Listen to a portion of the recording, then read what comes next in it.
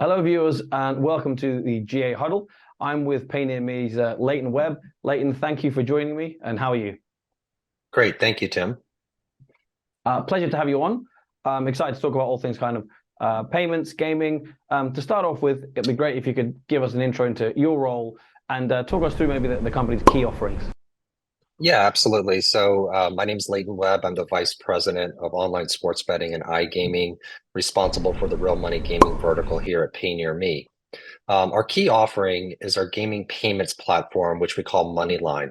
So Moneyline is an end-to-end payments platform and gateway, and it gives operators the ability to process payments both on the deposit and the withdrawal side through every major tender type. And those tender types include debit, credit cards, PayPal, Venmo, Apple Pay, and of course our flagship cash product, which allows players to deposit at over 30,000 retail locations across the US, such as 7-Eleven, Walgreens, and Dollar General. Mm-hmm. Moneyline's obviously a cool name for a gaming related product. You guys got in there with a cool name. In terms of obviously those are the kind of key offerings you've talked us through. In terms of the latest developments, what's kind of the latest? What's new with PayNearMe at the moment? Yeah, our latest offering is a product, a tender type called Cardless Cash at ATM, which we're particularly excited by. And what that is exactly what it sounds like. It gives the player the option to withdraw funds at an ATM, at a networked ATM, without the need for a card.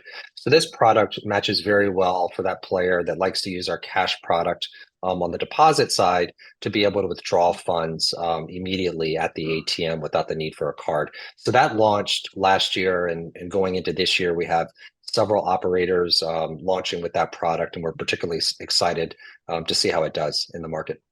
Mm-hmm. Obviously, when it comes to user experience, payments, deposits, very important in very sort of simple ways, simple but effective ways. This year, you guys did some consumer research. Can you tell us kind of talk us through the main points that you found when talking to customers out there? Yeah, absolutely. So you just touched on one. So that variety of tender types of payment methods is critical. And that's for the reason that players want to deposit with payment tenders that they use today and ones that they trust. And that trust is an important element of offering that tender when a player goes into an operator's application to see something that they're used to and familiar with when they make that deposit or ongoing deposits. And that leads to the second finding in the research, which is that initial deposit is critical. So when the operator spends a lot of money to acquire a player, they go to make that deposit, and getting through and having a successful first deposit is critical to the lifetime value of that particular player. We saw in the research that a significant number of respondents said they would leave the app altogether, the operator's application altogether, if that initial deposit was unsuccessful. So really getting that right. So that's kind of a combination of things, one of which you touched on, which is that experience, the design, the look, the feel, minimizing clicks to get them through to that deposit, and then also having a deposit method that the players know and trust today. The third piece in the research, one of the highlights is that, and this is getting more and more talk in the press, and you're seeing at trade shows, which is that withdrawals are equally as important as deposits. And in particular, the speed of receiving that withdrawal is really, really important for the player. And it's in direct correlation to player engagement and ultimately the lifetime value of the player. So in conclusion, high level from the research findings, operators are continuing to focus on that initial experience when that player makes that deposit to ensure it's intuitive and seamless. And they also want to have that, speed on the outbound side, on the disbursement side, to make sure that players aren't having to wait days, weeks, if you will, to receive those funds. Mm-hmm. Absolutely. So it really sounds like it's kind of what one chance saloon type thing. With obviously you said a lot of players when the deposit fails, that they may leave the app altogether. Is it a similar findings maybe with the withdrawals? If the withdrawal is too slow, they maybe will switch operators. Absolutely. I mean, and this is true with any consumer-facing application, not just related to iGaming and sports betting, but it's that overall experience. I mean, I always describe it as it's entertainment at the end of the day, and that experience has to be a positive one. It has to work. It has to be intuitive, and it has to be fast. Especially if you think about the psyche of the player, they win They want that gratification, right? They want to be able to receive that cash either in their bank account or cash if they use the cardless cash at ATM product. And also, if you couple that with just the overall, as you know, competition in the U.S. market, so there's not a lot of patience and Hmm. tolerance for a bad experience because the player will just go to someone who does it better.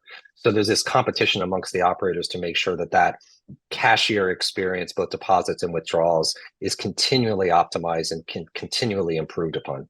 Hmm. Absolutely. Can you talk us through, bearing in mind everything you've said, can you talk us through the benefits of a single payments platform for operators? Yeah, absolutely. So the first is a single integration, which reduces development time and overall complexity around the payment stack. So if you envision, many operators today are having to manage multiple integrations through multiple providers for the various tenders that they offer within the cashier. And as part of that single integration, there's also the benefit of one contract. They're contracting with one party, Payoneer. There's one settlement method. That's a particular issue in some examples where operators are having to manage um, multiple settlements.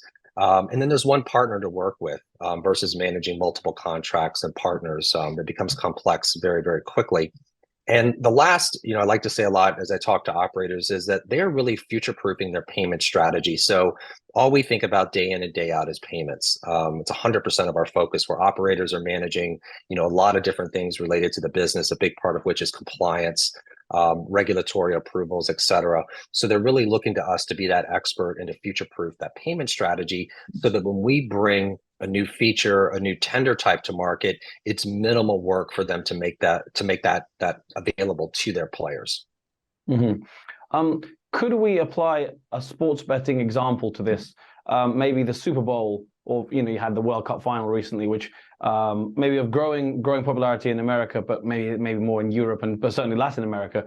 From what you're saying, is it helpful in like a big event like that where there'll be sort of lots of settlements, lots of payments going on at one time?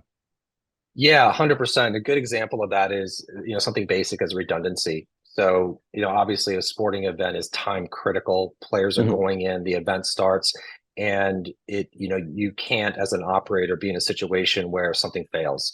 And so if you take something like redundancy, card redundancies, for us to have the ability to quickly, if one provider goes down, to point that traffic through the other is critical and something that all operators are acutely focused on. And so that's an example of something that we would provide to mitigate against that. Hmm. On a similar theme, can you talk us through the benefits of acquiring player payment data? Yeah, so absolutely. First is, and I won't talk a lot about this, is risk and fraud, and only in that's an ongoing concern in our Yeah. category, and data is critical to being able to mitigate against that.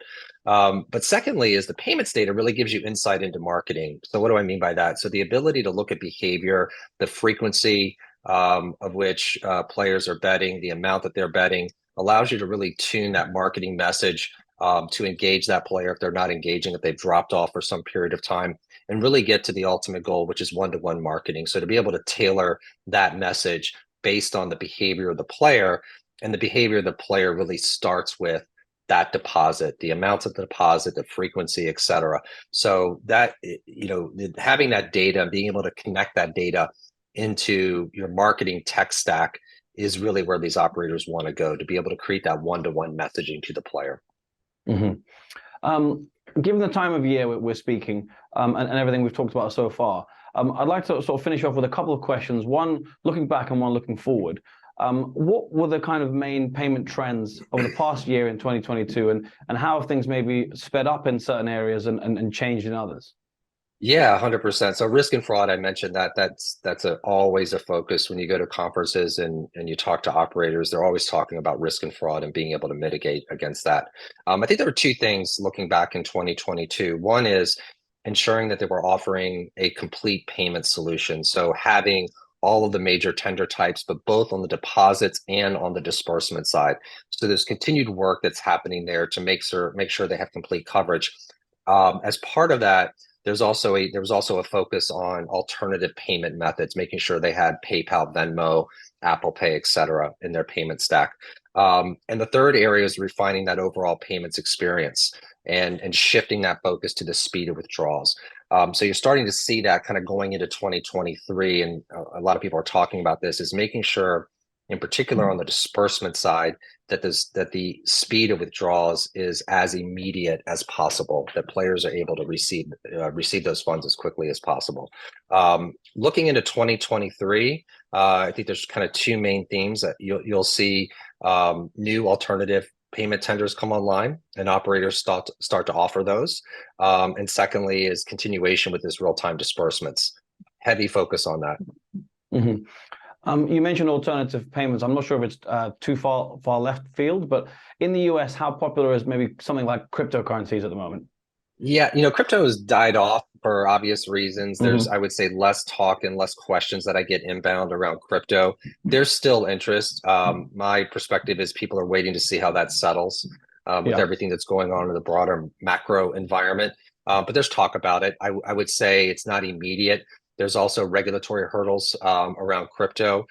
It's really those alternative, is it, continuations of other payment types like a PayPal, like a Venmo that may come online. And that's for the reason that operators are continuing to reach that younger demographic, right? They want to have those tender types that younger players are using, that they're familiar with. And that's a very important demographic that they're going after as they build out their broader audience.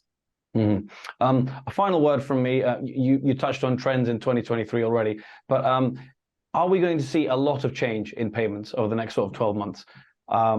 Or, is it more of a steady continuation of things that are already kind of in the pipeline? Starting to see that separation in the marketplace. There are operators that are really far along in that overall payments experience, and there's several that are struggling to catch up in terms of what that experience is for the player. So I think you're going to see payments get closer to what the e-commerce experience is when you look at some of the best e-commerce sites. And the operators have really put that foundation in place, and it's really about that refinement and executing on all the points that I mentioned prior. I think you'll see great progress in that area heading into 2023. Well, Leighton, thank you very much for your time and for your answers, and best of luck with everything Payoneer is working on in 2023. Yeah, thank you, Tim. It was a pleasure.